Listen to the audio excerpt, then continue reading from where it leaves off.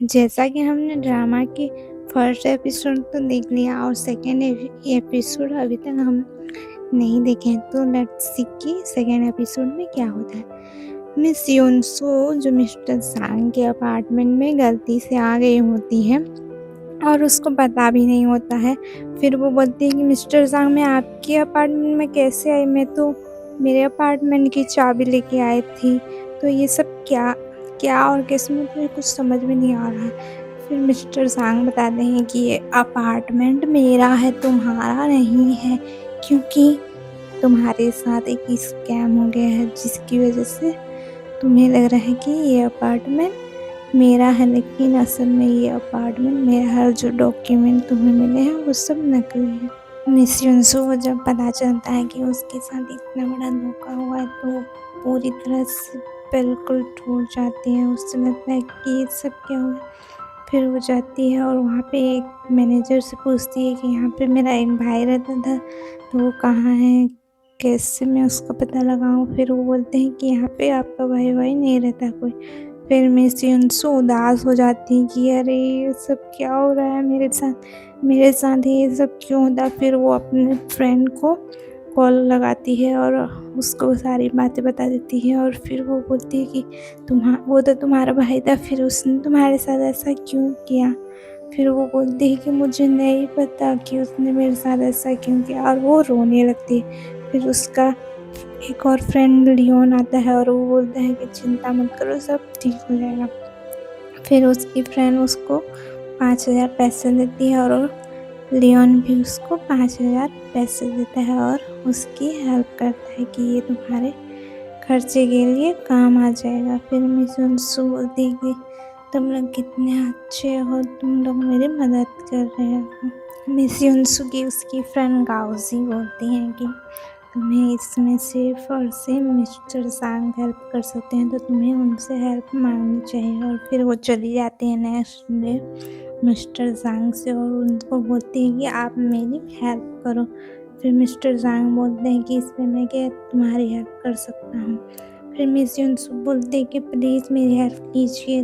तो मिस्टर सांग बोलते हैं कि ठीक है, मैं आपकी हेल्प करूँगा। और फिर वो चले जाते हैं और फिर वहाँ पे मिस युनसो पूछ रही होती है कि मिस्टर सांग का कार कौन सा है, और फिर वो चली जाती है उनके कार में, लेकिन वो गलती से दूसरे कार में चली गई होती है। और फिर मिस्टर सांग देख लेते हैं कि तुम यहाँ पे क्या कर रही हो।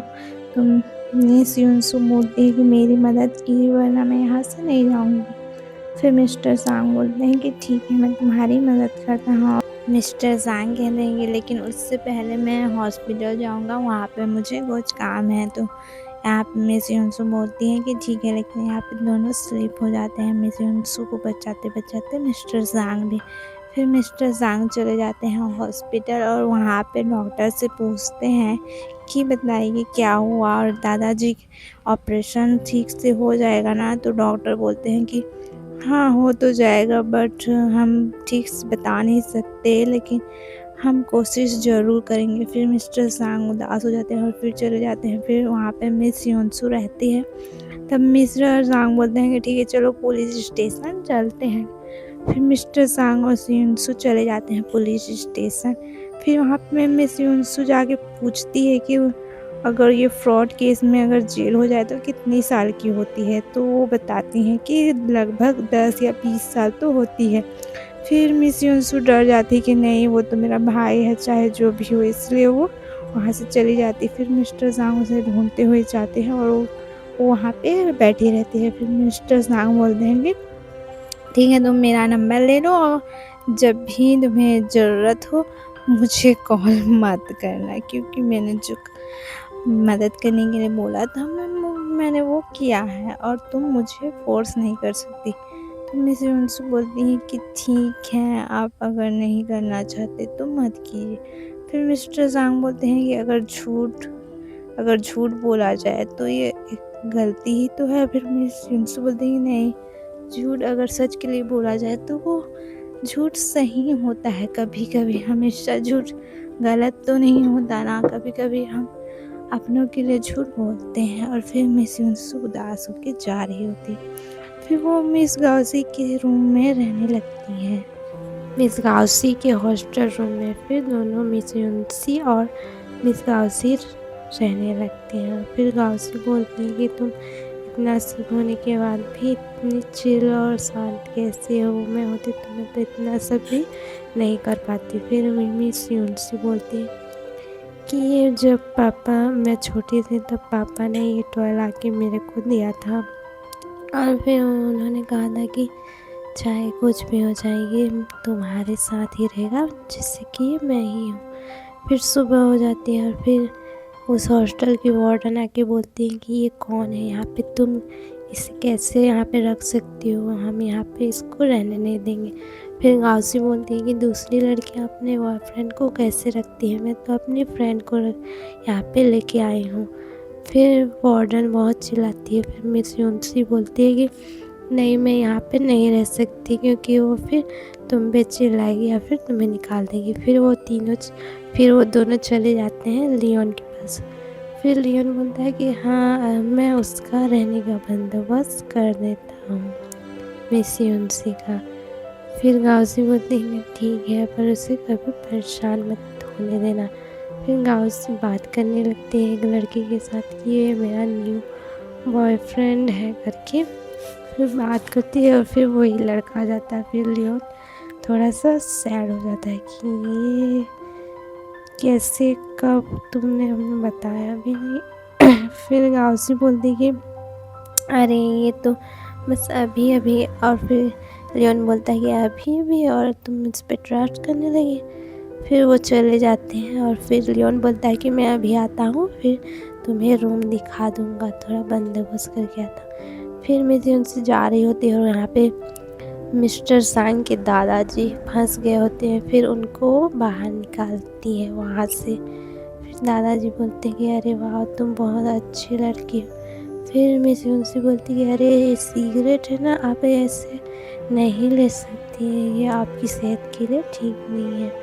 फिर दोनों बातें करने लगते हैं। फिर उसके दादाजी बोलते हैं अरे तुम सिंगल हो। फिर मिस उनसे बोलती कि हाँ। फिर वहाँ पे नर्स आ जाती है और उनके दादाजी को वहाँ से लेके जाती है। फिर उनके दादाजी को मिस उनसे बाय बोल के रहती है। फिर उसका फ्रेंड आता है और उससे लेके जाता है। फिर यहाँ पे सीन शिफ्ट होता है जहाँ पे मिस्टर सांग उसके दादाजी के साथ बात कर रहे होते हैं और उनके दादाजी बोलते हैं कि मैं इतनी जल्दी तुम्हें छोड़ के नहीं जाने वाला हूँ, पर मैं उससे पहले देखना चाहता हूँ कि तुम शादी कर लो। फिर मिस्टर सांग बोलते हैं अरे आप सिगरेट ये अच्छा नहीं है। फिर बोलते हैं दादा कि नहीं, मैं नहीं पिया। फिर यहाँ पे मिस युनसी आती है और रूम देखकर खो जाती है कि हाँ अच्छा है। फिर लियोन बोलता है ठीक है, मैं काम पे चला जाता हूँ। फिर यहाँ पे डॉक्टर के साथ मिस्टर सांग बात कर रहे होते हैं कि मेरे दादाजी ठीक तो हो जाएंगे ना करके। फिर डॉक्टर बताते हैं हाँ वो तो जाएंगे, बट हम फिक्स नहीं बता सकते कि वो ठीक हो जाएंगे या नहीं हो पाएंगे।